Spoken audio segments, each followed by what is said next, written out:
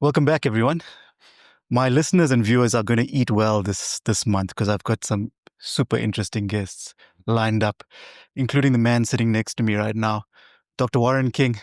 Welcome. I can still call you doctor, You right? call me whatever you want. Yes, cool. English, the producer. But whatever you're comfortable with. Welcome. What brings you to South Africa? Good question. Currently, I don't want to get into. I'll get into the backstory. But no what do you? problem. Currently the weather. Yeah. Looking for something to do for a little bit. Okay. Few studio sessions lined up. Yeah. Okay. Yeah. So, Dr. King is a medical doctor, right? And a music producer, musician. And I just want to ask you something, a bit of a cheeky first question. What's wrong with you, Warren? I mean, many people have asked. Let me explain for the listeners. You guys moved from the UK to South Africa almost during peak load shedding time. And I thought maybe you guys just here on holiday, but you actually moved. You packed up your bags and moved. And I know you through your better half, your wife, who started working with me. And the first question I asked her was, what did you guys do in the UK? Are you guys on the run or something? What made you choose South Africa? Why South Africa? I guess why not South Africa?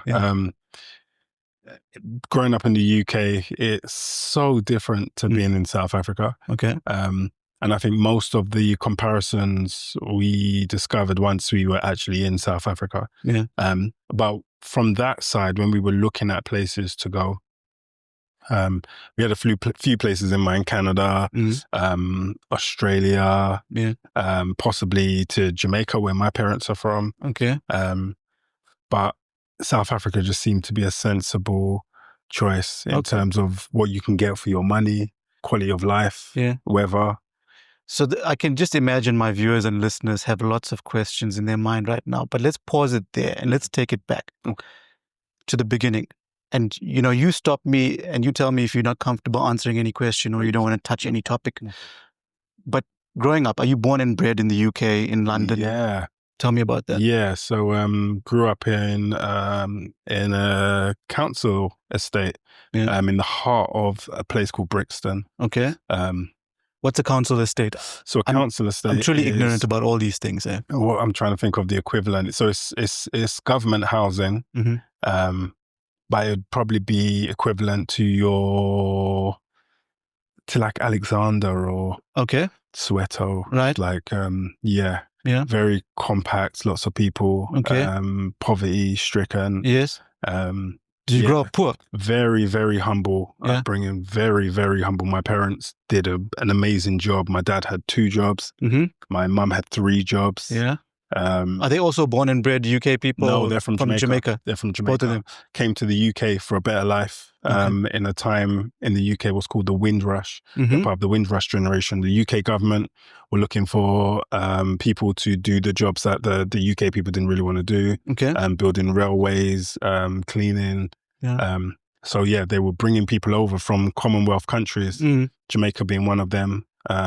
So my grandparents saw the opportunity and came over, and then they would send for their children. So their children would stay with family members in Jamaica, and then one by one, when you can afford them, you'd bring them over.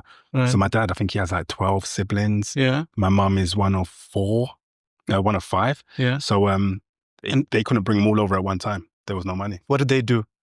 So my mum worked in a nursing home as a care assistant. So she would clean old people. She worked in Spa. Yeah, the shop, Spa, SPAR. Yeah, not Spa. It was called Shoppers Paradise, but she was a cashier. Right. She also, I think, done a cleaning job or something. But this was all while she was studying. Okay. When she finished studying, she became a nursing home manager. Okay. That's what she's done. She studied in the UK. Yeah. Yeah. My dad, he was a qualified engineer. Right. However, he ended up. What did Dad do? He also worked, like my mum, managing nursing home staff, and then eventually became a refuge driver before retirement. Fascinating. So what was it like growing up?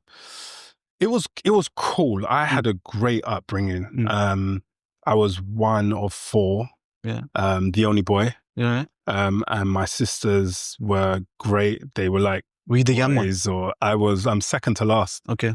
2 older sisters. So they really looked after me and babied me, to be fair. If there was a fight, I know that my sisters have got my back. If they were in a fight, they know I've got their back. Yeah.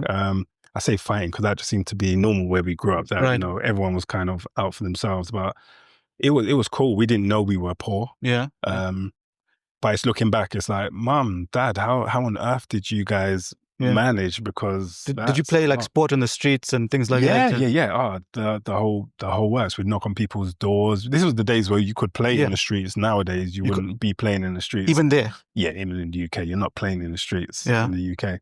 But these were the days you could play in the streets. So we knew a lot of the children on our estate.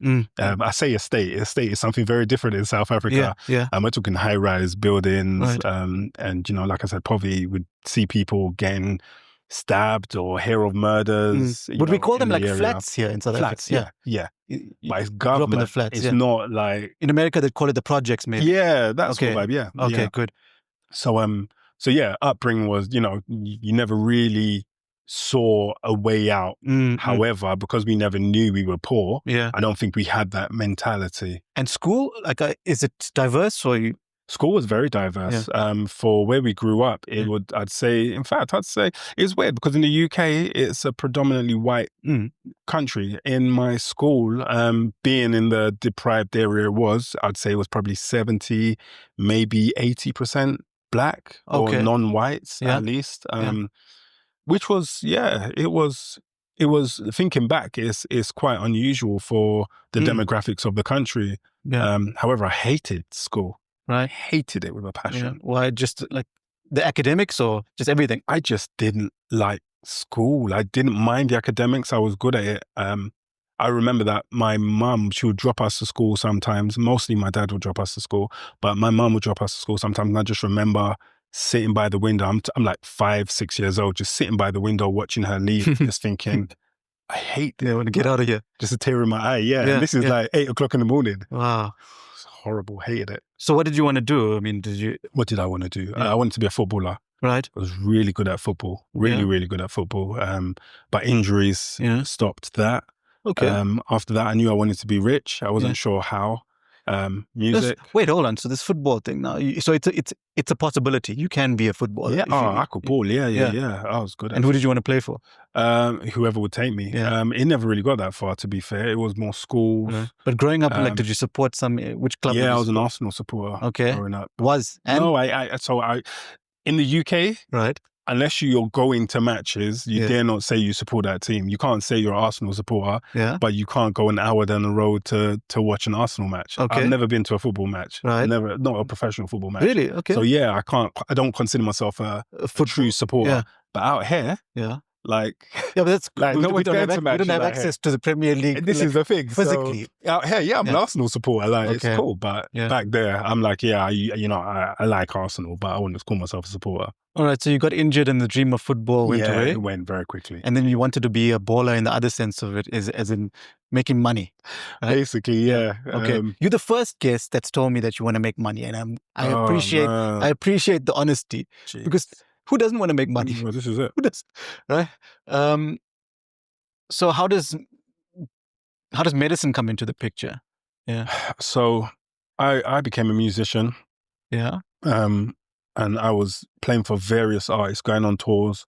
You're going too fast for me, Warren, because how do you just become a musician out of the blue? I started playing early. I started playing at about 10. No, I started guitar, I think, when I was 3. At school? No, my mum got me private lessons somewhere. Yeah. So I'd started off playing guitar. Okay. When I got to secondary school, I knew I really wanted to play an instrument and take it seriously. I grew up in church, and everybody in church, not everybody, but like there's a band and it's like, wow, look at this band. So I wanted to be a part of that. Your family is musical? Like, no. My mum played a bit of piano or something. My sister was actually my biggest musical inspiration. She started off playing piano, and she is 3 years older than me. So I could always look up to her and be like, oh, I want to be like her. Like, she's doing it. Your mom decided to expose you to some instrument. She did. From an early age, she started to invest in... Any idea why? So I think that my mum was always, so I'm the only boy. Right. So very boisterous. I think my mum was always scared of, and not being interested in academics as well. Okay. I think my mum was always scared that I'd end up like the other kids on the estate, or end up. How does that end up? How could that be? Could you be like selling drugs and things like that? It's proper. Involved in guns. Yeah. Really? This is South London, man. This is in the 80s. You see, because call me a skeptic. I'm skeptical about people from first world countries saying that they're poor, right? Because you grew up, you use the word humble beginnings, right? Or I think that's the word you use. Yeah. And I'm thinking, okay, and I'm comparing it, you've compared it to the Alex of South Africa, or, you know, sort of township life. Yeah. On the one hand. And then on the other hand, you've got both parents there. Your mom gets you an instrument, which is not, you know, it's not common here. Yeah. So I guess there's levels, you know. No, for sure. All relative, for sure. Right? I think but there's still drugs and still all that kind of stuff. For sure. I think in South Africa, when you're poor, it is a different type of poverty that we're talking about. But remember, my parents are not from the UK. They're from Jamaica. Yeah. So first of all, they don't have the family network where they could just say, can you look after the kids? I need to do X, Y, and Z. Like it's not that. So they're paying for childcare. Right. They're paying for, you know, everything is costing money, and they're doing it all by themselves. Yeah. So their level of poverty, it may have been better to where they were from. Right. But in terms of what someone in the UK would have had from being there for generations. It's all relative, right? Completely. So relatively speaking, you're towards the bottom.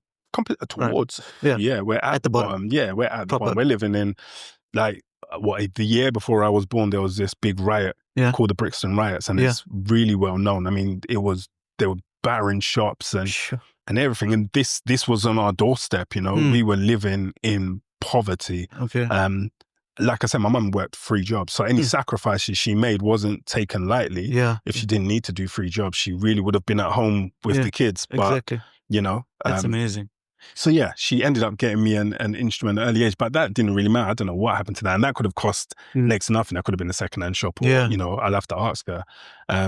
But got to secondary school, I really wanted to play trumpet. Okay. Teacher said, you know, there's trumpets, who wants to play trumpet? Stuck my hand in the air, gave out trumpets, got to me and was like, there's no more trumpets. Oh my goodness. So I'm like, dude, like, what am I supposed to do? So he said, do you know what, there's a bass guitar over there, you can play that if you want. And I was like, a bass guitar? I was like, oh, actually, they do that in my church. Right. That'll be pretty cool. Like, so I was like, yeah, I'll take the bass guitar. And then that became my everything. Yeah. That bass guitar was my everything. I would sleep with that bass. Yeah. I'd practice first thing in the morning, last thing at night. I was lost in that instrument. That was the start of everything for me. From there, I have a cousin who had a steel pan group. Okay. And he said, do you know, he said to my dad, look, your son, he's pretty good. He can come and play with us. Yeah. That was my first ever gig. I was like, oh, that's amazing. I'm like 12 years old, playing for a steel pan group, going on tours and going up and down the country with this guitar from school. That's cool. It was pretty great. Yeah. So for me, that was a way of escape from not liking academics. It made me want to go to school because my piano teacher would teach me how to play bass. It was a way of escape from home because I could be out, being treated like an adult, getting paid to actually play gigs. Right. Pretty good. Gave me a lot of independence. So that's how the musical background really comes nice. in. Yeah, that's pretty much where it all started from. My dad also knew a couple of guys with studios. So he would talk to them and say, look, can you take my son for a day in the studio or for a few hours? I'll bring him round. So from there, I think they started to nurture music, knowing that was what I was interested in. Yes, and it kept you out of trouble. Oh, it definitely kept me out. And even if it didn't keep me out of trouble, it kept me away from the house. So the perception of trouble at the very least. I get you. And then the medicine thing, where does that? So, because it doesn't strike me as a non-academic type of thing. So what I was saying is that I was playing for many pop artists, Sugababes. Really? Yeah. I know the Sugababes even. Yeah, no, lots of people, Simon Webb, playing for these guys. But there was a time when they used to do a lot of tours and a lot of festivals. Yeah. The festival scene had changed, and they started to use a lot of bands, McFly's, I don't know. How did you get exposed to all these people? Just meeting people on the scene. People needed bass players, they needed guitarists. You'd hear through people, and they'd be like, "Oh, do you know what? Can you debt me on this gig? Or I'm not able to make it. Do you mind sitting in?" It's like, yeah, cool. And then one thing leads to another. You get into the circle, right? But I was a broke musician. I had bills to pay. I think I had a mortgage at that time. Okay. But no gigs were there. So I ended up working in a call center. Right. So when is this, after high school or This is after high school. Never made it to college. Right. So you don't bother even applying? Or... No. So I did. I went to, I had a scholarship after high school. Yeah. I went to a school called the Brits. It's, I don't know if you've ever heard of the Brit Awards. Yeah, I've heard of the Brit They have a school, and I ended up going to that performing arts school because I was going to get kicked out of my previous school. Hold on, because you're talented at this musical thing, is that where you get the scholarship? Or how does it work? So I went to the Brit school and then applied. So I went to an all-boys school. This is where I started playing the bass guitar. Yeah. And halfway through, my mum could see that it just wasn't going very well for me. Other than the music, it just wasn't the place for me. Why? Because I just wasn't focused. I just wasn't. What, I wasn't academically there. or? Yeah, I just hated it. Oh, so she was interested in the fact there was some emphasis on academics. It couldn't be like you can just play music. No, 100%. Like they want to see me doing well. They know that. They've always said education. Okay. Maybe they thought the instrument was a way of me being able to go to school and stay focused. But it just wasn't going well. So it's all boys school, yeah? Yeah. So my mum was like, actually, this just not going too great. So the way she tells it is that I applied for the Brits myself. Right. So I made an application to the Brits. They accepted me, which was pretty cool. You start in year 9, so you're at your other school for a couple of years. Is year 9 like grade 9, or is not the equivalent? No. Yes, it is. Okay. It is. Okay. It is. So went to the first school for 2 years. Then I went to the Brits for 3 years. Yeah. You then can go on to college at the Brits and do your A-levels. Right. They said to me, no. They said, don't apply because you're not going to get in. We're not going to take you back. Oh, the schools? Yeah. They said you're not going to get back in. Your behavior is just terrible. So to be fair, it was the first time I was now in a mixed school. Right. So, going from an all-boys school to a mixed school at the height of puberty. So that kind of behavior. Yeah. Well, no. No, I don't mean it that way. Type of behavior. But you know, you've gone distracted. You were distracted. Yeah, I feel it wasn't any different to my past school, to be fair. I was just never interested in the academic side of things. However, musically, it was great. My music teachers didn't have a problem. I think it was the rest of it. Yeah. So they were like, okay, don't apply. So I was like, okay, no problem. I've already got a scholarship to go to the London School of Music. Yeah. Great stuff. So that's I'm going to amazing. go there. So I started there on the scholarship, and then they closed about 6 months into it because the owners had run off with everybody's money. Oh my goodness. So people had paid for a year's course. The owners were nowhere to be found. So then they rebranded it and started it a few months later. But by then I was like, this is silly. Like, you know, I don't want to be here. So then I ended up working on buses. I was a mechanic fixing buses. How does this happen? Like, dude, just go where the money is. It was really good money. No, they were teaching me how to do it as I was learning. It was. So you're fresh out of high school and you're fixing buses? Out of high school, yeah. Under buses, getting grimy every day. Yeah. But then the gigging took off. So I was like, okay, cool, forget this. I'm going to go gig. Was doing the gigging. Yeah. Was in a call center. So I'm working on a call center. I'm about 24 by now. I just bought my flat. So I'm working in a call center and I'm like, this is not the life I want. But up until this 24-year-old, sorry to interrupt. No, you're good. Up until this 24-year-old you're doing gigs, you're making some money, you're getting a place to live on your own. Okay, so that's where the mortgage comes in and all that stuff. So you bought a place. Now there's pressure. And you're traveling here and there, all over the country? Or? Yeah, all over the world. The world? Yeah, I was on tours in Where'd America. you go? I think I was 17 and was my first tour. Yeah. I went to New York. Right. So in At terms 17 years old? Yeah. That's amazing. With the gospel group, it was amazing. Yeah. So the places I've been, so I've been in America 3 times on tour. I'll just say on tour, not holidays. As this kid now? Yeah. Before 24? Yeah. America 3 times. Yeah. All over Europe, Spain, Italy, France, Belgium, Germany, just all over Europe. Right. Japan, never South America, no. Yeah. Japan. So this is what the British pound does for you. All over.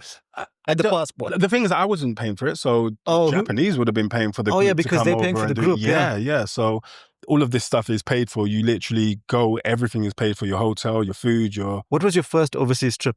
As a musician. As just in general? Jamaica. Oh, you went growing up? Yeah, my parents saved up for years to take us to Jamaica. Where in Jamaica? Is it Kingston? No, that's the only place I know. It wasn't actually. That's so funny. No, it wasn't Kingston, but Jamaica's so small.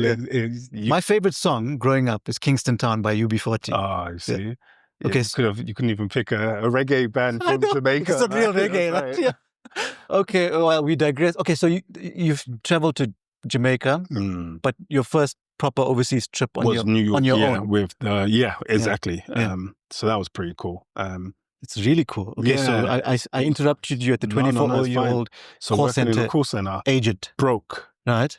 Yeah. So I was like, I'm sick of this. So I actually went on Google. Shouldn't have been on Google. No, wait. Stop. Okay. At the call center, what are you doing? So call center, answering calls. And saying what? I'm representing different companies, so it depends on what comes up on my screen. Yeah. I might be calling people, cold calling them. Hi, I want to talk to you about investing in the UK only? Or you're not calling like America? No, it was a UK only. UK only. And you cold calling and troubling people and they slam the phone on you. Yeah. But I was all right. I could talk. So it wasn't too bad. I didn't get many slam downs. I was going to ask this, like, when you were mentioning the gigging and stuff, and I said to you, how did you get involved in all these bands? And you said you just met people. So have you been this guy growing up that's had the sort of the extrovert personality, gift of the gab type of thing? Or I think you adapt. Yeah. I think you adapt. Yeah, you adapt. Yeah. So you don't remember being shy, though?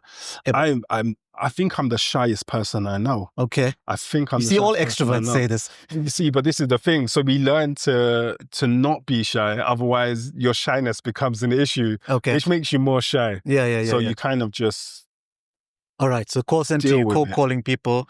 You broke. Absolutely broke. What happens? So I went on Google and I looked up the highest paid jobs in the world. Right. I'm sick of being broke. What are the highest? Not having money for food and not being able to get to work and stuff. Yeah. So highest paid jobs in the world, and doctor came up a few times. Okay. I was like, oh, okay, cool. All right, I want to be a doctor then. Right. So that is how it happened. That was the beginning of it. So then, the same day, I'm looking up doctor courses. I didn't know you studied medicine to become a doctor. I thought you studied doctor to become a doctor. Wait, first of all, I'm celebrating because you're the first person on my show that actually knows why they did medicine. You literally, I wanted to figure out the highest earning jobs. I Googled it. Yeah. It said doctor, and I wanted to study doctoring. Yeah. And then you hear that you have to study this course. Yeah. Right? I found out it's medicine that you have to study to be a doctor. So I was like, okay, cool. I can do this. Then I remembered, hold on, there's a lady that lives downstairs in my flat. And she works for the hospital, the university connected to the hospital I was born in. Yeah. I was like, actually, let me talk to her. Right. She happened to be one of the head administrators on this course that gets people from underprivileged backgrounds into medicine. Okay. So I spoke to her. She told me about how to apply or where to apply, and just how the process works. So I took her advice. But I didn't have any qualifications. Yeah. You just had your high school, what do you call it? Yeah, GCSEs. Okay. Which were barely even... You just scraped it basically, yeah. If you can even call it that. Right. So I was like, okay, cool. But because I'm now a mature student, I can do an access course and do a different way in. Okay. So the course I did was the equivalent of 4 A-levels in 1 year. Okay. An A-level usually takes 2 years. Right. So 4 in 1 year. So I've done 4 in 1 year. That's it's like 8 years worth of stuff in a year. Yeah, it was crazy. And what, did you know you could do this kind of stuff yourself? You potentially... I guess I believed I could. Yeah. Did I know I could? I'd like to think I could, but... You believed you could, and you also had that motivation to make Definitely motivated, because I was sick of being broke. Absolutely sick of it. I needed to make some money. Right. By any means necessary. And if it wasn't this, then it's obviously illegal routes. And that's, that's not the option. So And that year, so you were fine. You aced it, or you No, did well? no, it was the toughest thing I've ever done in my life. I was sitting, I remember the first day of classes, and they were talking about, we did, was it biology? Maybe it was biology, some science thing. Yeah. And they were talking about meiosis and mitosis. Right. So it must have been bio, yeah. Everybody was like, yep, cool. They were taking notes. And I was there writing down meiosis and mitosis because I didn't know what that was. So I'm trying to figure out never mind the rest of the class of what the information you're actually giving me. I didn't have the basics down. Yes. What are the rest of the students? Who are they? What are they like? So they're also mature students, different backgrounds. Some were already medical students in other countries, like in Nigeria, for example. Couldn't get onto a medical course in the UK. All right. Had to do the same courses. Yeah. So obviously all, as you said, all underprivileged background types. Not really. So that one, this is the pre. Oh, so we haven't even got to university we haven't got there yet. No. But this was an eye opener because it showed me actually some of the smartest people I've ever met were on my course simply because they weren't given the opportunity to be on a medicine. Sorry, I missed that part. So these are people just trying to get into the degree. These are people just trying to get into medicine or dentistry. That different type of course that you're talking about, where the lady at the bottom of the flat could organize you. Yes, exactly. They weren't trying to get into that. No. So this was what we're all trying to get there, to be fair. But this was the course that we had to do to get there. Okay. But yeah, some really smart people, but they just couldn't get onto. So lots of foreigners who just couldn't get on. Okay. So how does it go? So it was cool. It was hard, very, very hard. I think I needed that. I was sitting in my final exam. I needed them credits, and it was physics. Like I think the physics exam would have been worth 3 credits. And I needed 3 credits to get onto the course. And I had no idea. I mean, I studied hard and it just meant nothing to me. I was sitting there in the physics exam like, I get it. Yeah. Oh my gosh, I get it. Really? For some reason, I had an epiphany right there at the exam table. I was like, I get it. Pass the exam. I have no idea how. Pass the exam, got accepted onto the medical course. Right. That's it. I'm now on a medical course, And a year before that, you were answering calls at a call center? Answering calls at a call center.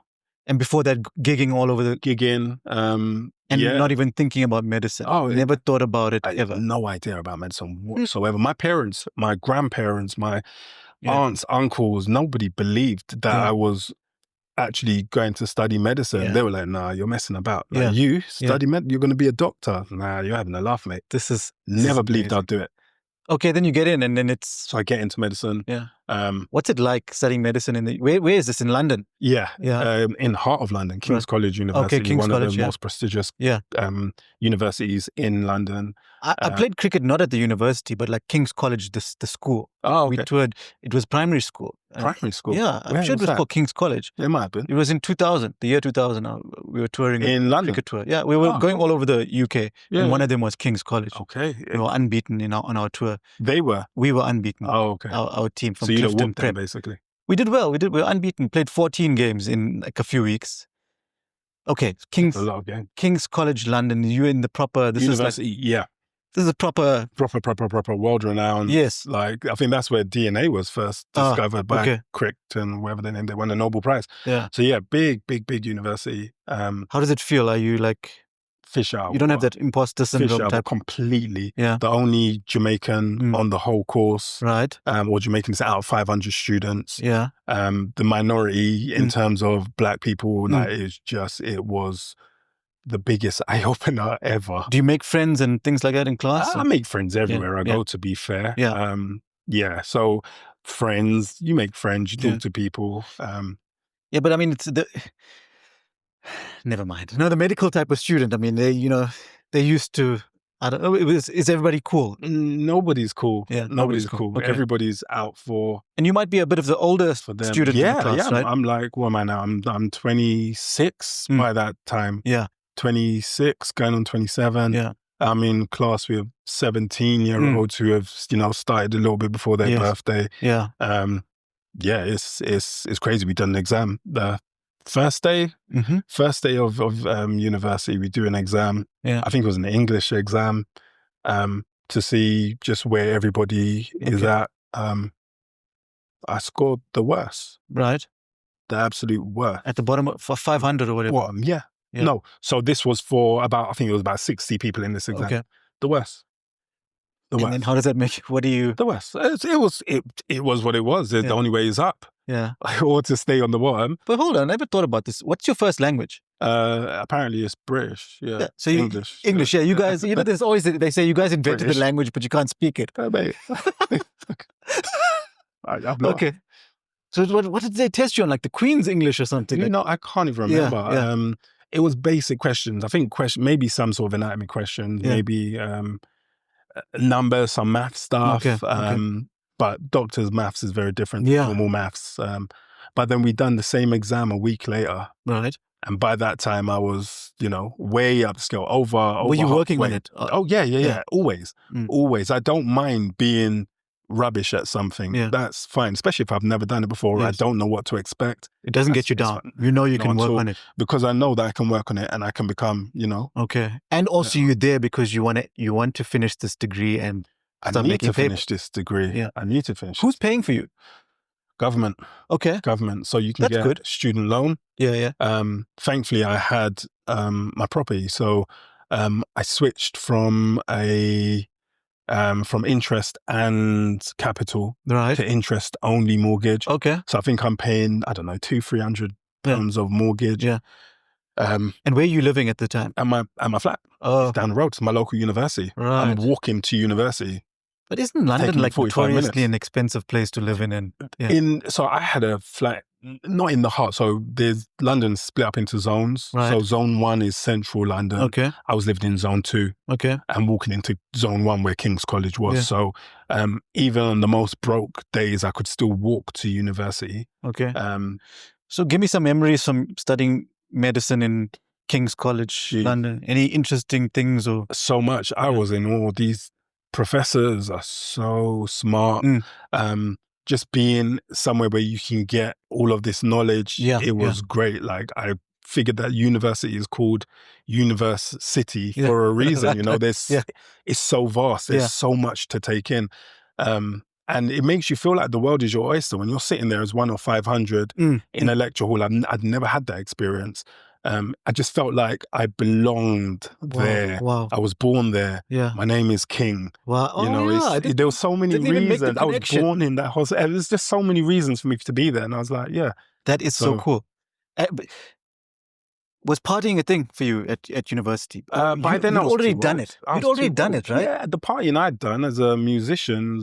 Most people don't get to do that. This is the thing. We're talking like, there's groupies. You really get to party. So you got that out of your system and now you could focus. I don't know if I got it out of my system, but yeah, I was able to focus on studies. For me, that was the important thing. I wasn't living on campus as a fresher. So I'd have to go parties and then go home and then go back to parties. And it just didn't really excite me. It worked out well. You got all of that. I'm going to say you got it out of your system there. I did. You didn't have to think, okay, now I'm going to have this student experience. No. I didn't feel that. I felt like I could actually focus on my studies, to be fair. And if I had gone to university, I don't know, 6-7 years before, then I probably wouldn't have done so well. Exactly. Yeah. Exactly. Yeah. And so it was fine. No tough moments, like anatomy is a bit of a killer. It was, loads of tough moments. Every day was a challenge. You passed. Did you pass every year? I passed every year. Yeah. Every year up to the final year. So the final year I didn't pass. Yeah. I resat my final year. How many years is it? 6? So this was a 6-year course. It's an extended medical degree course. So in my final year, I failed my final year. Yeah. But if you fail, you can resit your final year. So I resat my final year and then failed again. Okay. And so that's it. You don't get to resit your final year. So what do you do? So I was cast out, sent to the pits. Yeah. And I sent an email. I'm trying to remember what I had in there. I sent an email with a reason. I think I was going through some life issues at the time. Okay. Thankfully, it was good enough for them to say, okay, we'll give you another chance. Right. So I'm now sitting my final year for the third time. And I aced it.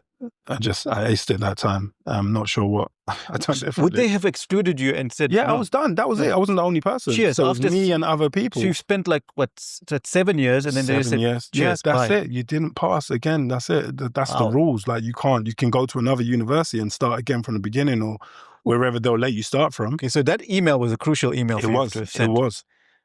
And it was, and I was able to redo my final year again. Final year was the worst 3 years of your life then. It was. Yeah. That's a whole degree. People do no degrees in 3 years, or like that's a whole degree just in my final year. It was like, it was such a challenge, and the reason why I failed wasn't because of the academic side. It was actually the interaction. So the OSCEs, you know about OSCEs, yeah. So it's OSCEs. They failed me on my OSCEs every single year until... That can be a bit of a subjective thing, can't it? Or not really? This is a problem. Yeah. Okay. So until I got to the point where I was doing my OSCEs with the rejects, right? The people that wears glasses, or they're shorter, or they've got a limp, or they're also, black students. Yes. It's like that. That was the first thing that came to mind for me. That's when I then passed, because we were all doing it together, all of us were rejects. Yeah. But when I was doing it with the 23-year-old white girl going in front of me, that's when I was getting marked down. I'd done the exact same thing every single year. For some reason, on the third year, it was okay. Right. The other years, no, sorry, you're not right for this. No, you're not right. It is. So it is a bit of a, when I say bit of a subjective thing, it can be quite a lot of a subjective because thing. I can't see what the person in front of me done or the person behind me. So they're going by whatever you say, and you can justify it. It's absolutely fine. Okay, so you pass. What do you do? What happens in South Africa after you finish your degree? You're going to do 2 years of internship and then 1 year of community service. So no community service. Just 2 years in the hospital. So I ended up doing my first year. I think I'd done it less than full time. I'd had my son by then. Okay. Nicholas. So done less than full time training. I think it was 60%. So it took a year and a half. So by the end of that, during this time, I'd also been gigging. I'd taken back up. Obviously, it was a long time. It was like 7 years. I needed to make some money. So I started gigging again. I remember I was saying to my friend the other day, some guys, they were over playing for Soul to Soul. Okay. In South Africa, I think last week or the week before. And I was saying to one of them, do you remember when we were playing for Michelle Williams from Destiny's Child? Right. And he was like, yeah, I remember the gig. It was great. As in, Michelle, can you handle this? Exactly. That Michelle. She couldn't handle it. Okay. She can. But yeah, it was playing for her. So you're playing for these people? Yeah. That was the day before my finals. I was like, I'd had my finals for medicine the next day. Whoa. So I'm on stage playing, thinking about, all of these exam questions. Would we be able to see footage of this? Is there anything like that? Probably not. No, that's a long time. Something on YouTube. There could be. Yeah. You've never bothered to check for all of this? Okay, I'm not getting any money from it. I've not checked. But I can check. I'll see if I can send you something. Yeah, please. Okay, so... and then 18 months. Once I'd done that, I was like, this just isn't for me. Right. I loved the studying. I loved the anticipation of becoming a doctor. Yeah. But when it actually got to it, hated it. Why? Hated it. Is it not good money or what? So the money's okay. I think I was probably one of the highest paid F1s in the country because I was working my butt off. I would take every extra shift I could. Oh, hold on. So you can get paid according to how much work you do? You can do overtime. Yeah. So like the pressures in the UK are incredible. So there's always extra shifts available. You see here, when you finish your degree, you do internship and you just get a set salary and some overtime, which is fixed. It's not like you can... I want to do extra and get paid extra. Oh, yeah. Otherwise, you wouldn't do overtime. So you do on-calls and stuff in certain hospitals. Yeah. But there is no overtime. You just do how many hours you do. So you can get paid more? Oh, I was getting paid a lot. I think in my first year, I pretty much doubled my salary. Sure. Yeah. Okay, that's very different to how it works. Yeah, as far as I know. That's cool. I was working my butt off. Yeah. So the money, it was like, okay, that's good money, but the money was great, but then you pay for it with time. Right. I've got a newborn at home. Yes. I think I may have just had my second. And I'm now working so hard to pay people to look after the kid instead of enjoying being there, and enjoying family life. Just tired all the time. So I think for me, the main thing that I didn't like was being spoken down to. Right. So if I was 23, 24 doing it, okay, cool, I can handle it. It's no problem. But I'm being spoken down to people who finished a couple years before me. Okay. And I'm like, okay, like work is work, but I've done nothing for you to talk to me like I'm just not even a human being. It's like that's interesting dynamics. But is it because you're junior or? So they because you're black and both? It's because of them. They feel that it's okay to talk to people in a derogatory way just because there's pressure on them. I saw on one of your one of the interviews you've done that the nurse she was saying about how people speak to nurses, how doctors speak to nurses. And I really wanted to say to her, no, doctors speak to doctors in the same way. It's really, that is really bad. And they think it's acceptable and it's not. And it's not until you pull them up about it. Like, why are you speaking like this? Like, you know, we're both tired. We're both under pressure. You don't need to talk to me in this way. But then it becomes an issue. Because you're being aggressive. You're being violent. And, you know, you can't talk to me like that. I'm just asking why you're talking to me like that. You can't even just I couldn't take that. Politely assertive. It becomes... This is the thing. It's absolutely fine. I don't mind doing whatever. Like, shit runs downhill. I'm happy to do whatever job needs to be done. But... Okay, so it's more the system that's making you not keen on carrying on. All. Couldn't take it. It wasn't exactly the work per se. No, the work is fine. If I could actually sit down and do the work without people looking over my shoulder, I'd be absolutely fine. And not the patients. The patients were, I don't really like the patients because you have to pander to them. Right. There was a patient that I had who I was called to come and deal with this patient and asked to take blood from this patient. She was very apprehensive. No one wanted to take blood from her. She was like, oh, I don't want blood to be taken. Please don't. It was a really busy day. I said to her, I don't mind taking blood from you, but it has to be now. Otherwise, if you don't want blood to be taken, you're free to go. I didn't have time to be like, oh, please, it'll be okay. Exactly. I had many sick patients to deal with. She was like, okay, no problem. She let me take blood from her, but then she complained. And I got in trouble by the head of the hospital because how I spoke to the patient. I shouldn't have said anything to them. And I was like, but I didn't say anything wrong or anything rude. I just said there's a lot of sick patients. I need to... That wasn't good enough. You have to pander to people. Okay. I can't do that side of medicine. I just can't do it. I mean, I found myself... Now, I'm not saying you were being rude because you were just being open and honest and sort of... what's the word? Just explaining the situation. I found myself in the opposite, not at the opposite end of the spectrum, where I was actually starting to be a bit rude to patients. But I'm glad I had the insight to realize that this is not the person I want to be. And I think you're also thinking to yourself, you don't want to be that person. No, for sure. You know, for sure. Other people might love doing that, but it's not for you. This is the thing. And I think just my whole, my background growing up in South London, being an older person, having to deal with so much already, it's like to now deal with colleagues, patients, trying to keep everybody happy while you're not happy. And not spending time at home with Not spending kids. time at home. Nobody cares about any of this stuff, you know? All they care about is that you're doing what they want you to do when they want you to do it. Yes. So 18 months into working, you realized, like, not for me. Oh, before 18 months into working, I realized that. But by that 18th month, I was like, this is just... So what's the plan? Not for me. I'm gone. I'm gone. I went to a pharmaceutical company. Ended up working for 2 pharmaceutical companies. So I was doing, what's it called now? It's called regulatory. Okay. I was doing regulatory for a first pharmaceutical So you use your doctor background and it gets you these positions and it's a non-clinical role. Yeah. And you advise. Which was great. Advising, making sure that the product is meeting the regulations of the different countries that we're putting the product in. Absolutely amazing. Really enjoyed that stuff. I'm trying to remember why I left that. It was in Southampton. It was far from the family. Right. So I was traveling and I was now 5 days a week away from the family. Oh, goodness. And again, a young family, just bought a new house that we was renovating. And it just wasn't convenient. I mean, I was traveling miles and miles. Yeah. What sort of distance is it like?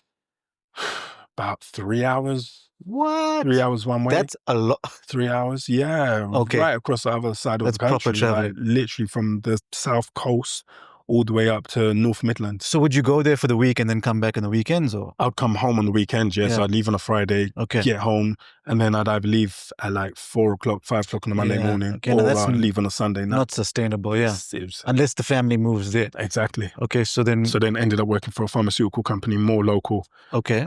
Still doing this regulatory stuff? Yes. Okay. Which was pretty cool.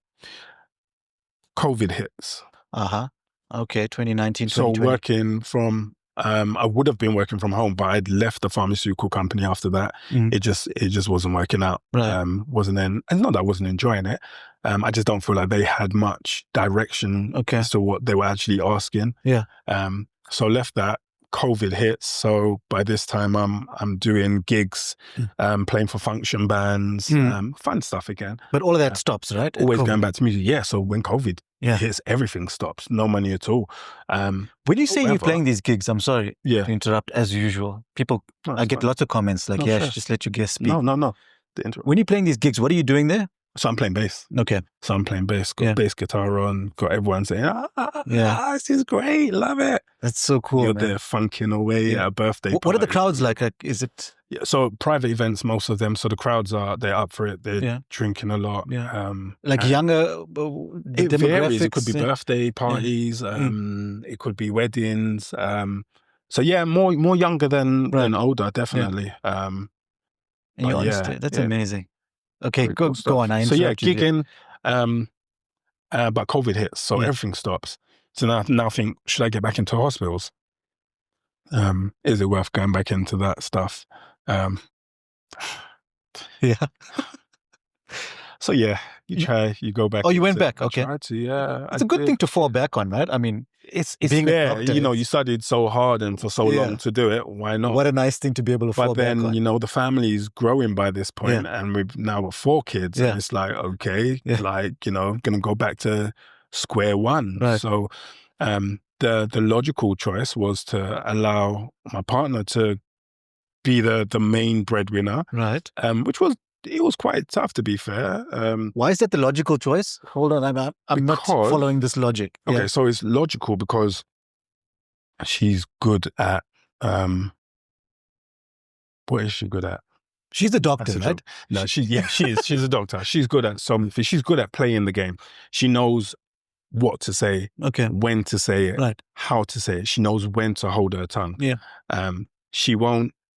So I will say, look, I'll talk out and be like, I'm not happy with this. You speak your mind, right? Yeah. She's more likely to be like, actually, okay, it's fine. I'll deal with that later. Let me just do what's being asked or wherever it may be. And then because she was or is younger than me, I felt that and smarter than me. I feel that she has a more scope to her career. Okay. Than I do. Right. I always said that if I have a big family, I wouldn't expect my partner to do what I'm not willing to do. Okay. And at that point, it was one of us needs to stay back and look after the kids. We had nannies, right? Living nannies that would come and go, and it just didn't really work. We're still working, not seeing each other, so that people can look after the kids. And it was just like, this is too much. So during COVID, we started homeschooling our eldest. And it was, it just made sense to be that home guy and let her do the work. You mentioned nannies, which it just reminded me, because we didn't touch on it. Now, there's 2 doctors in the family. I mean, you're making good money. You're living a good life in London. Yeah, we're doing all right. You're well off. Yeah. You're well off. Okay, so then you decide to be you call it stay at home, or? I have no idea what it's called. Yeah, but look after my children. You were the stay at home dad. Yeah. You weren't working. You were gigging. So gigging, so maybe doing some night gigs. That's work. Weekend gigs, but choosing not to do anything in them daytime hours so that I can have the flexibility. Yeah. And partners doing the working. Real doctoring. Yeah. The real doctoring. Yeah. And then what happens then? That's COVID time, 2019, 2020. So that's during COVID. Yeah. So by that point, it was like, well, we've always had so we just bought a place, funnily enough, done it up, renovated it.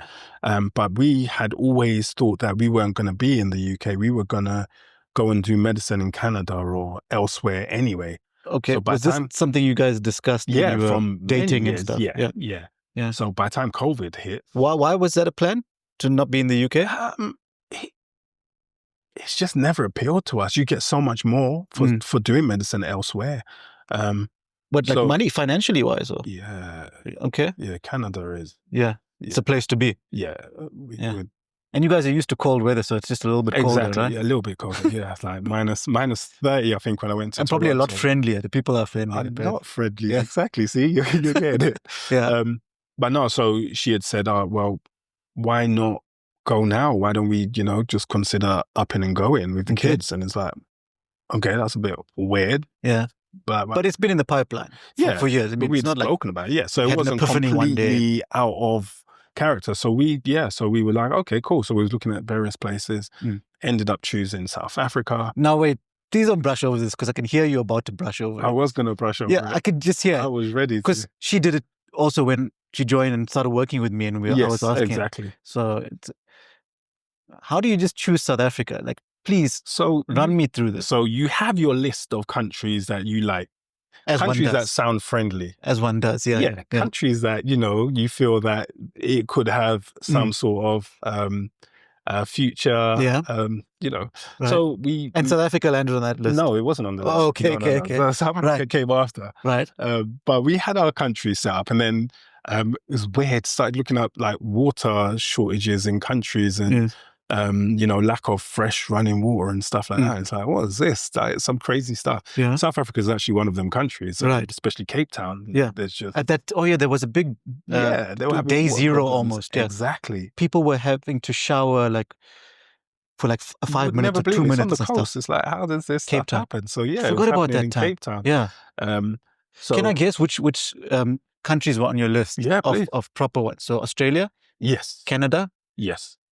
This is not in order, by the way. But yeah, but okay. I don't know. This is a bit of the US wasn't on the list. No, I hate US. It's weird. Maybe it's a Commonwealth type of thing, but nobody even from South Africa, I'm listing countries that I know South African doctors want to move to. Right. So obviously not UK, but UK is on that list for South African doctors. Canada, Australia. That's basically Ireland. Not on your list.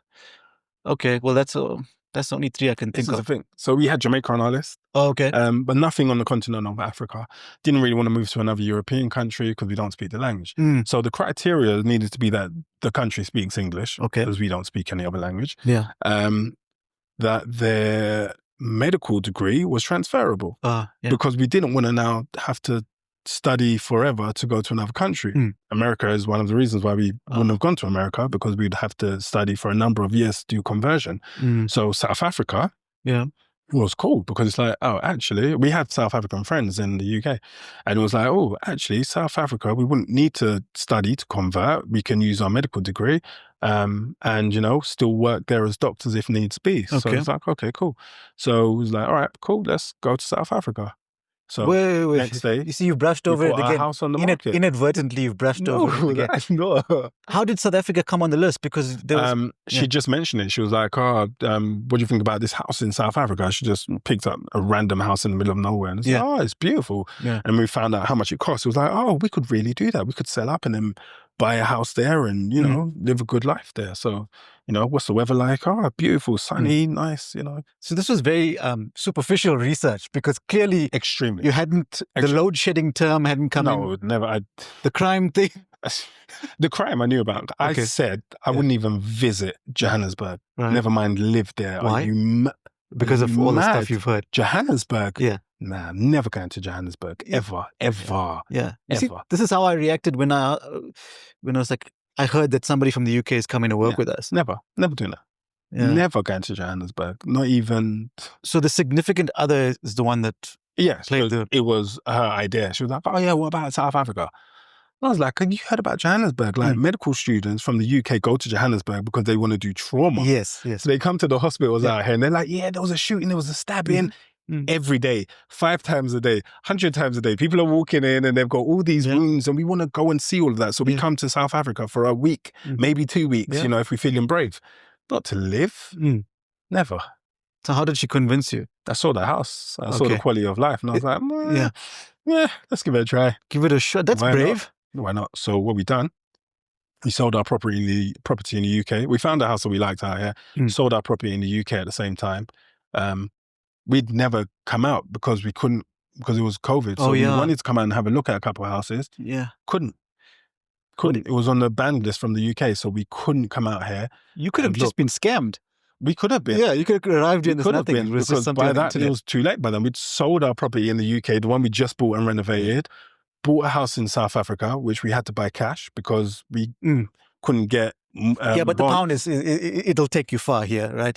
But thankfully. But now you guys really wanted to leave the UK that badly. I don't think it's about leaving the UK that badly. Yeah. I think when COVID hit, it put a lot of things into perspective. Okay. And sitting down with it being overcast, freezing cold, looking out my mansion in the UK at another house across the road from me. Yeah. It was just, I'd done it. Didn't make sense, huh? No, it was just like, why? Like, why are we still doing this? Is this what we've done for years and years and years? This is the thing. You study so hard, you become doctors, you know, you're living the dream, but then you're still in the same box. And for me, it was just, I just wasn't interested anymore. Okay. So I thought actually something new. So when we saw the house out here, it was like, oh, actually. So when do you land in Mzansi? When does that happen? November 2021. Okay. And November 2021. First time you're setting foot in this country? Yeah. Step foot in the country. The first time you never been you come to South Africa is the time you're coming to live. Coming to live. This is amazing. I love this story. Yeah. Kids are all happy. My parents drop us to the airport. Everyone's excited. No tears and stuff. No. We were happy to see the back of the UK. We had the tracksuits on, jumpers, t-shirts, jackets. When we got off the plane, it was it. Everything came off. It was like, whoa. Which time of the year was this? You can't remember. November. So it's getting hot. It is, getting hot. So in the UK, we're now at 3 degrees, 4 degrees. Out here, it was like 26, 27. It was like, So you get off the plane and then what's the plan? Somebody comes to fetch you. So no. Get off the plane. We're thinking about Ubers. So what happens is, we get off the plane. Yeah. There's people that stand outside as you're literally coming off the plane. So we was like, can you help? Terminal A, they know that there's pounds. Yeah. They could spell it. Yeah. So she grabs the baby, she gets the pushchair, she's taking us around. Absolute gem. Great help. We were going to get Uber. I was like, no, you have to get a taxi. It's like, okay, no problem. We jumped in the taxi. Said, okay, we're going to go to the hotel because we was going to stay in the hotel for 2 weeks. Well, we stayed in the hotel for 2 weeks. But before, let's quickly go to the house, drop off our bags, and then we'll go to the hotel. Okay. So there's some construction guys down there doing a few bits, still preparing the house for us. So also just to make sure the house exists. Yeah, exactly. Just in case it doesn't. And then we're booking a flight home in 2 weeks. So we get there, we're like at the gate, pressing the horn. Yeah. The gate guy's looking at us like, who are these guys? Like, so I actually had to call him on the phone so he could see my number because I'd never met him before. And he was like, oh, sir, how are you? How are you, sir? How are you? I was like, I'm good. You know, we're here now. Because we didn't tell anyone we was coming out. We didn't want them to know. We just went to surprise them. And then we get to the house and that's it. Like, you could just see the disappointment in my partner's face. She's like, is this what we've bought? This is... Oh, you know why? I'm a bit surprised to hear this because I know what I've been to your home. She's seen it. I know what it looks like now. Like she just wanted to break down and cry. What have we done? This is terrible. We have been scammed. Yeah, basically, we scammed ourselves. Yeah. There was no way that was going to be ready in 2 weeks for us to move into. Yeah. And hotels are not cheap. You know, the money we've got now, we're living not as tourists in a country. We're living in a country like we're living. So you don't have spare money to stay in a hotel for, you know, even if it is pounds. Man, it was devastating. So when we actually got to the house, we ended up staying in, I think we all 6 of us slept on the floor on 2 mattresses in what's now the games room. It was the only clean-ish place that we could stay. It was properly gutted. There was like nothing, echoes everywhere when you speak. No tiles, no paint. It was, and coming from the UK, like it was just astonishing. There was, it was tough. So what's the plan? What's the plan then when you're here now? So the plan is to keep everyone's spirits high. The plan is to that's very short term. Oh yeah, very short term. You know, take each day as it comes. Not to give up on the dream, trying to remember where we're coming from. And what was the dream exactly? Because we haven't touched on that. So the dream is to have a better quality of life out here. Were you planning on working and things like Nah, I'm always planned on going back into music. And to build maybe a label or some sort of name in the industry out here. But I knew nobody. I didn't know anybody in South Africa whatsoever. So it was starting from scratch with no studio. I had nowhere to work from. I had my gear, but nowhere to record or do anything. So I started off by doing some Instagram videos, just doing remixes of well-known songs. I found that out in South Africa. People are they're very shy to talk to people they've never met before. Okay. With good reason. So trying to contact artists and say, let's meet up. Let's, do this. You want to come over and do some recording? A hesitance and a reluctance because, big time. Look, South Africans are not shy. Big time. That I can tell you. Yeah. Yeah, I realized I'm dancing on tables and stuff. Okay, but there's a bit of skepticism and who's this? Big time. Big time. Random guy reaching out. And exactly. From the UK, really, in South Africa doing music? Yes, it doesn't make sense because it sounds like you're going to scam them, right? That's what it is. Yeah, nobody comes here from the UK and lives here. Nobody. Now it makes sense. I can totally relate to those people. So nobody wanted to work with me. So, I had to start building, say a track record and let people see, actually, I do music. Right. And then from there, it was, getting the studio up and running and... at home, Yeah. I say at home, but in the cottage. And just starting to get to know people, being able to trust people as well as people trust me. Was there anything interesting about South Africa to you that you never imagined or... So the weather was cool. The weather was great. The load shedding must have been So load shedding, I'd never heard of this thing. So the power would just go out at certain times of the day. Yeah, and did you just think it was maybe your house or... What's going on?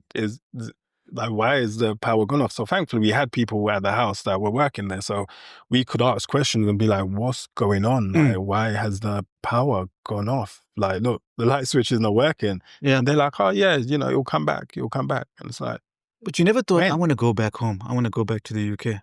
No. Never thought that. I visited India once when I was young. Yeah. And I was so, the conditions just made me yearn to come back to South Africa so badly. But you'd make this decision and you're like, we're going to make this work. Do you know what, to be honest, it's not even about just making it work. I feel like I belong here. Yeah. I always said that my parents were not from the UK. I ended up in the UK because that's where they were at the time. Yes. If they had met in Jamaica, I would have been born in Jamaica, I wouldn't have been in the UK. So I just felt that even though the creature comforts were not there, I still felt that this is a better place for me. And this is where I belong. I love the sun. I love the food. I love the vibe. I love the people. Yeah. There was so much more for me away from charging my phone or being able to watch TV whenever I want, sort of thing, or have running water. And, it sounds crazy, but does, that's not the be-all and end. Electric fence and all that stuff. Were you not scared? So we have electric fence, yeah. You're not afraid to... No. No. Yeah. I guess, maybe without the baggage of knowing things from the past, maybe the ignorance is a good thing sometimes. There was a portion of the house that had been burnt. I think people had come in and set fire to a part of the house when they were looting the property. Yeah. Okay. So it was very evident that, this could happen again. Right. But it's never really frightened me per se. Okay. Not because I think I'm a hard guy at all, but it's just part of it. I think you've got this bravery hardwired into you somehow. Just all the stories that you've told me so far. Being in South Africa, I always say that in the UK, if someone's going to rob you, it's because they want what you have. Yeah. So someone comes up to you with a gun in the UK or a knife and says, give me your chain, give me your wallet, give me your phone. Give it to them. Yeah. Because I promise you, they're going to stab you, shoot you, because they don't need your phone. They want your phone. In South Africa, I've had someone, show me a gun before, and it's a very different, it's a very different way of doing things, because the majority of the times that I have found in South Africa, when someone is doing that, it's because they want to eat. It's because they want to feed their families, because they need to survive. It's not because they just want your phone. They want your phone because they can sell your phone and make money. Do you see what I'm saying? So yes, they'll take your phone and they'll take your wallet and they'll gladly do that.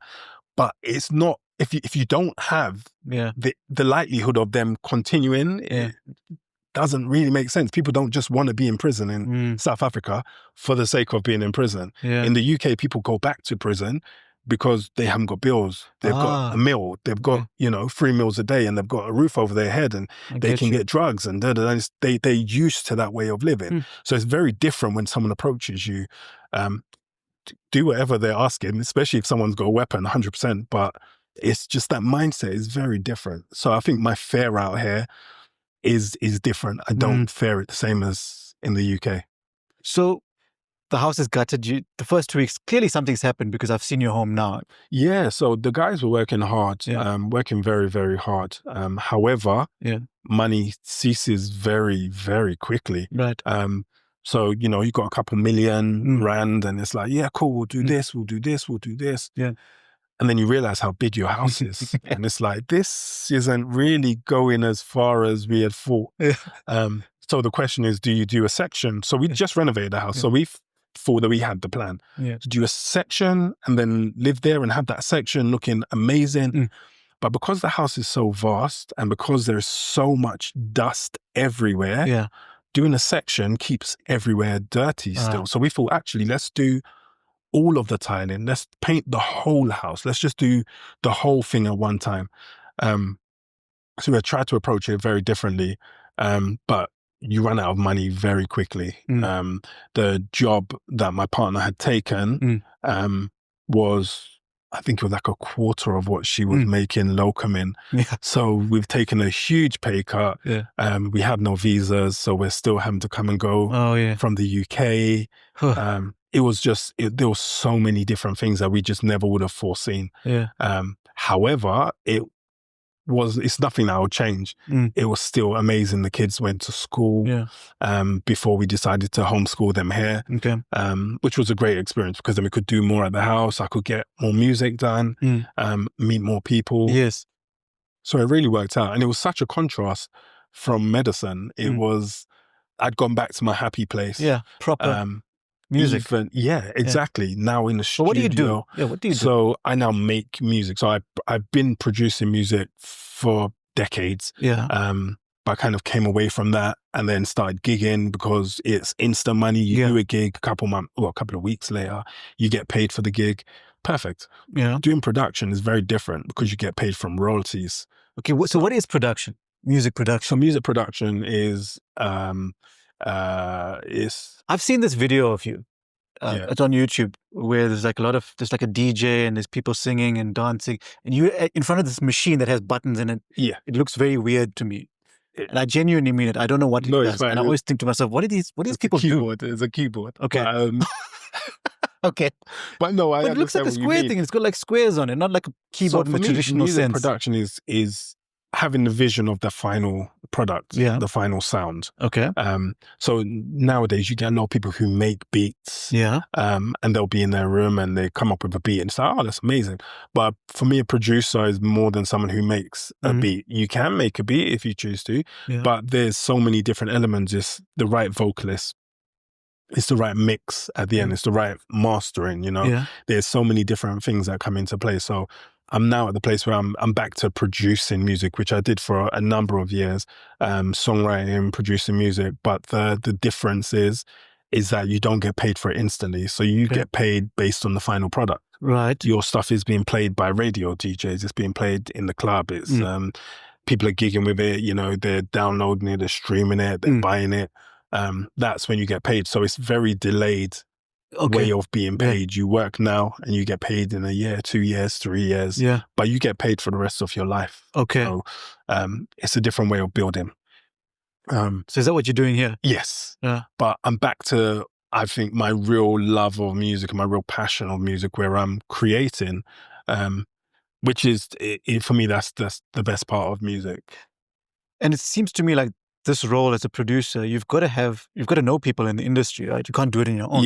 So it's helpful. I guess you can do it on your own, but you get 10 streams. Your mum and your cousin. Your girlfriend listened to it twice. But does that make anything? No, it doesn't. It doesn't, and it costs to make my music.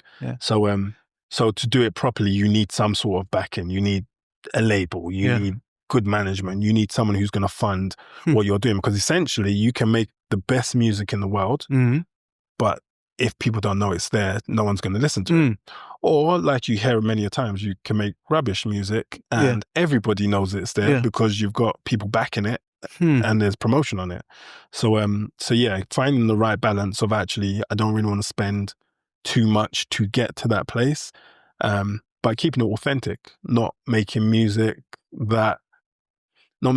just because you believe it's commercial and everyone's going to jump on it and be like, but music that you actually believe in, music you actually like, and not having the pressure of I need to make that paper. Sold out music. Yeah, exactly.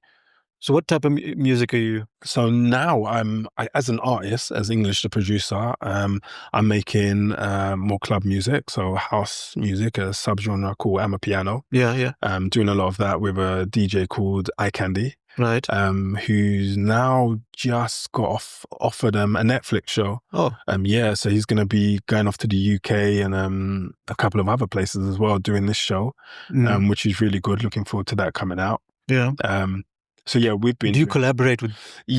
So working with various artists. It's still hard. Out here, not hard to be fair. You just need to have the money. The question is, do you pay this artist 20,000 rand to collaborate or feature on this song, or do you use that money towards promotion? So it's a proper business. Weighing up. 100%, 100%, and you don't always get it right. But then even aside from all of that, you've now got the investment and you're still trying to do the house and you're thinking about the future and, kids and it's everything. a whole other business. This is the thing. So it's constantly trying to juggle and work out what is the best way forward. But the beauty is not having the pressure anymore. And that pressure comes in every way. You can wake up whatever time you want, well, within reason. You wake up whatever time, you go to bed whatever time, you do sessions whenever you want to. You don't have people talking down to you. Do you have people coming to your studio and like recording things? So it's not a commercial studio. I've never hired it out for money. But I have let people use the studio for their own stuff. For their own stuff. I was contacted by Universal Publishing. They wanted to do their songwriting camp down at the house for 3 days. I think it was in November. Didn't work out. But people still want to use the house commercially, which is pretty cool. Oh, so there is that option. There is that option. That's cool. That option, but you're letting people into your house, and in South Africa, it's a whole different ball game. So I've never had to take up that option. But to be honest, I'm happiest. I'm happier now than I think I've ever been. That's so cool. It reminds me of the days when I was studying medicine. I think I had the period of working as a doctor that I didn't realize how much it affected my mental health. I was just so unhappy, but I didn't even know I was so unhappy because I was so busy.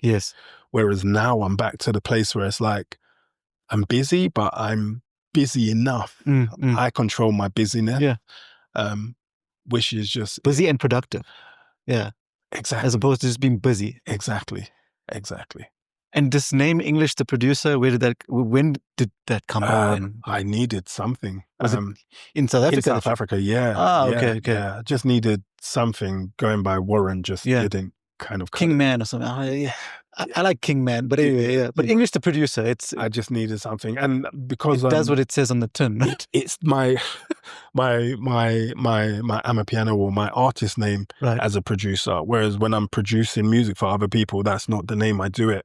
What do you do? What do you do? Just Warren, Warren King. So I've done a few R&B tracks out here, and they've asked, can we do it as English the Producer? And I'm like, well, it can't, because it's the artist name, and he does house or Amapiano stuff. It's so complicated. This is so complicated. No, it has to be. But you know all this stuff. It's completely. So, and is your stuff that you're producing, is it like making money and things like that? Yeah. It is. Money's coming back, which is nice. That's great. Because then we're able to keep it ticking. Where do people consume like your work? Is it in South Africa or? All over the place. So, so it depends on the artist, to be honest, that I'm working with. The last artist, Cairo, she had a huge fan base in South Africa.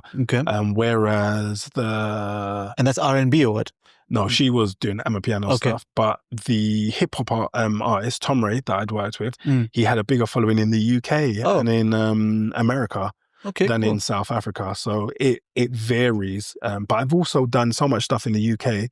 I also get residuals from that stuff as well. Is it like all online streaming, or how nowadays it is? Nowadays it is. So you can get analytics and see who's listening where and what. Exactly. And then kind of tailor your promotion towards those areas. So back in the day, people would buy vinyls or CDs, cassettes. Now it's all streams. Yeah, completely. And the more streams, the more money. Yeah. Awesome. Yeah. So what's next for English to produce? So what's next?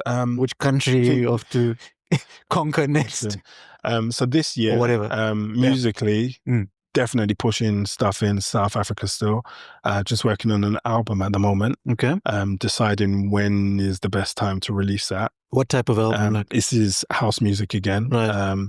Lots of soulful house and kind of just expanding the sonics of that? What we've been doing. So just the sound. Just So you're using the industry lingo yet? A bit. There might be some industry people listening. Yeah. But no, so just that musically, in terms of life, might be moving out to the States. Just waiting for a few things to kind of click into place with that. Tired of Mzansi? Will you always be back here? Never, I think worst case scenario, I'll buy somewhere in maybe in Rosebank or something. We've been very fortunate that the projects we've taken on over the past few years, house-wise, has worked out for us. We've always made back far in excess of what we paid for properties. Okay. Which is it all in Joburg? No, so in the UK. Okay, but I'm talking South Africa. Have you been around Durban, Cape Town? Never to Durban, never to Cape Town. Never been outside of really? Johannesburg, actually. Yeah, we went to the zoo the other day. Yeah, the Joburg Zoo, yeah. Absolutely amazing. You got to go to Durban, man, and Cape Town. Durban. I will go to... I'm sure your people that you've interacted with must have said I was asked to go to Cape Town last week by the Soul to Soul band. They've done Johannesburg on the... Cape Town's another country. Saturday. Cape Town's another country. I've heard. I want to go to Cape Town. Durban's got the music scene. We can drive to Durban, right? Yeah, it's like 6-hour drive. Take a drive. That's my hometown. Let's take a drive. Yeah, we must make a plan. We'll make a plan. Let's take a drive. Yeah, we can do that. Let's go. The problem is I don't have a home there anymore. I used to have a family home. We'll stay in a hotel, or we'll book something. That's like Airbnb for We can do it. We can do it. And you got to go to Durban July. Why That's July? Like the biggest. It's called the Durban July. It's a horse race, first weekend.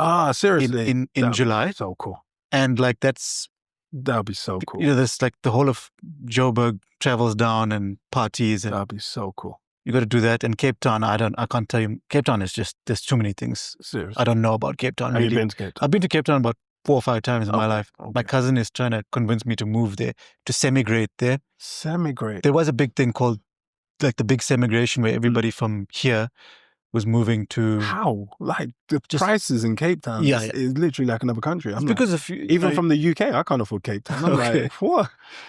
But many foreigners coming in and buying up, and it's expensive. Yeah, you guys are driving the prices up, man. They've driven the prices up. It's crazy. Okay, but you can still expand here. You've got Durban, Cape Town, but you set up roots here, and then you're going to the US.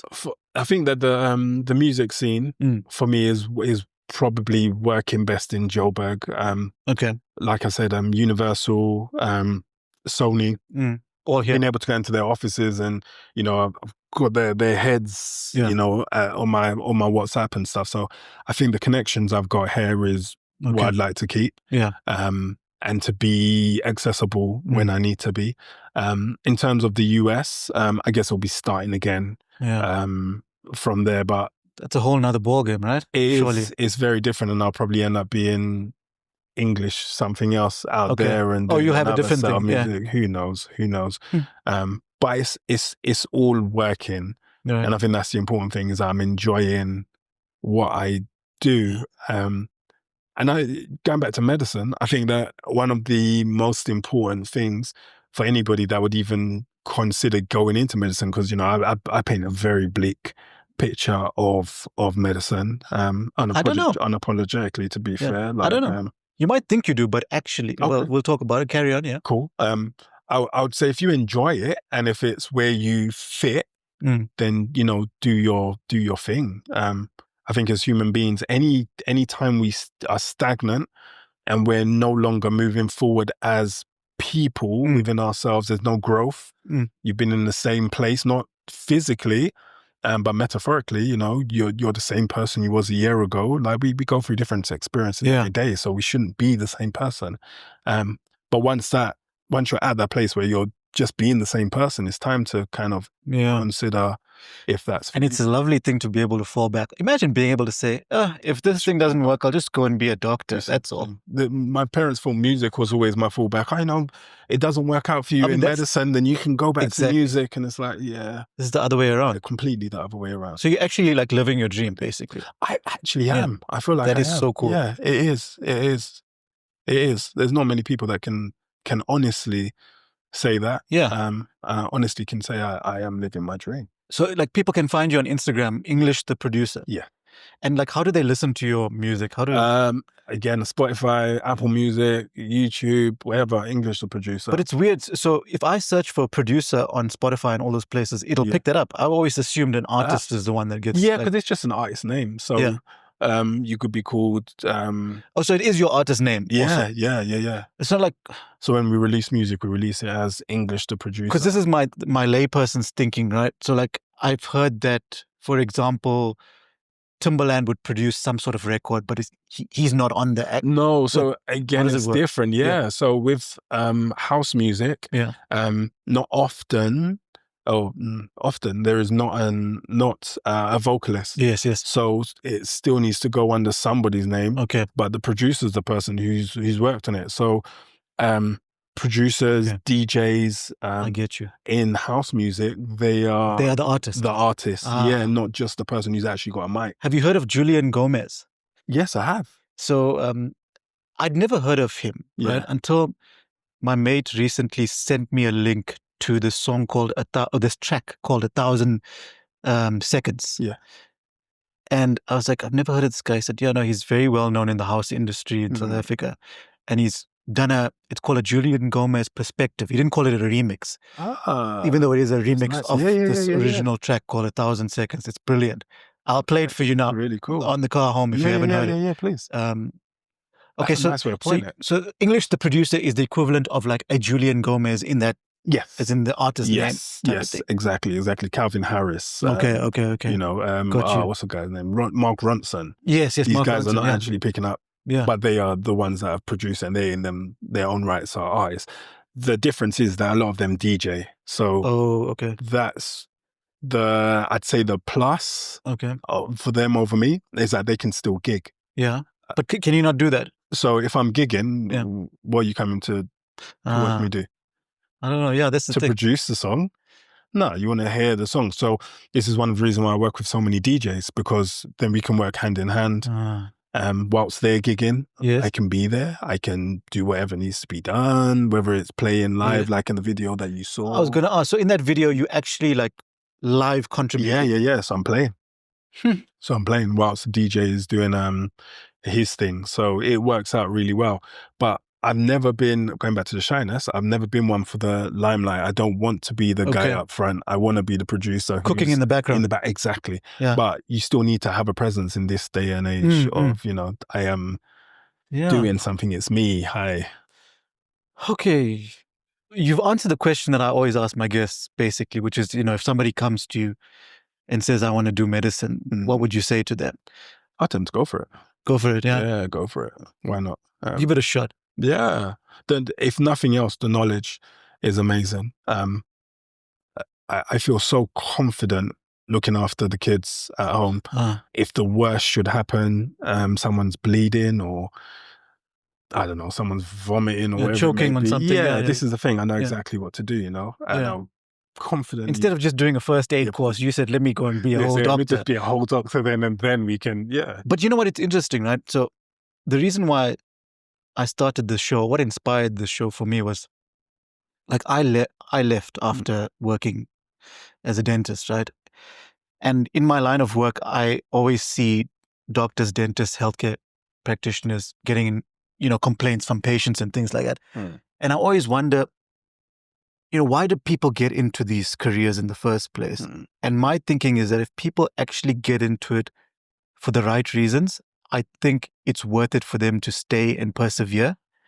Yeah. And if I look at your story, it's similar to mine in that I got into dentistry not because I knew I wanted to be a dentist. It just happened. I just said, let me pick that. Yeah. And for you Googled what's going to make me money. Yeah. And look, now you're out of it. Yeah. It's not because you didn't get into it because you wanted to be that doctor. For sure. And I found that a lot of people that get into it because they want to be it, they're still there. They're thriving. Like, this is what I want to do, sort of thing.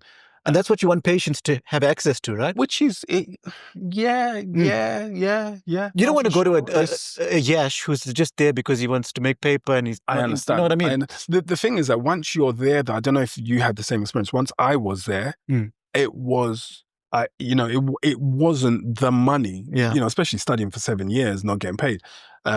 It wasn't the money. It was actually, I really enjoy this. I really like troubleshooting every day. I like someone coming in and not knowing what's wrong with them. And I can be like, this, and this. Do you know what's wrong with you? It's this. Why don't you try this? And then they come back and say, oh, it was great. Thanks, doc. Like, I absolutely loved that aspect of things. I probably liked being paid more. But I did like the aspect of problem solving, problem solving and stuff.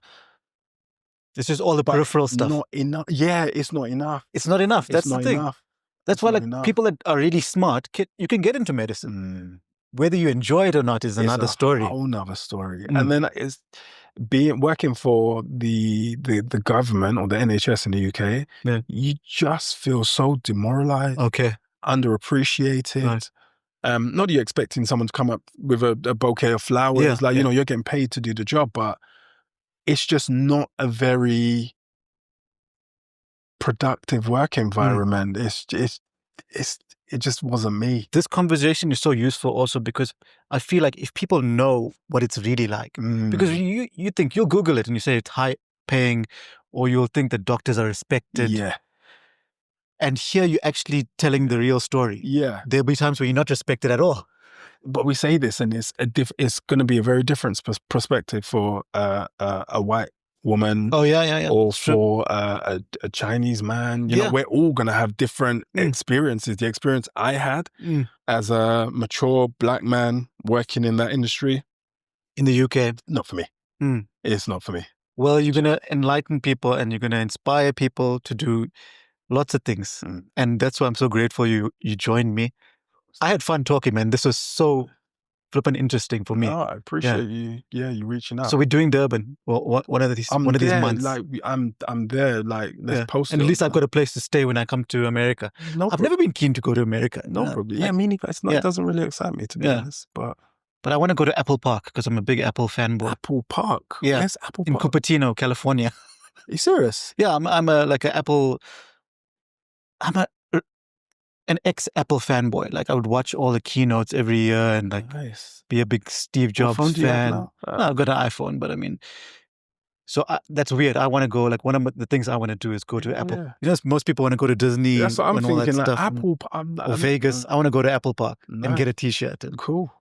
Let's do it. So we'll crash there. I'll come with you. For sure. I'm down. Thanks, Dr. King. Thanks, English, the producer. Pleasure. This was brilliant, man. Pleasure. Thank you. Thanks so much. Cheers.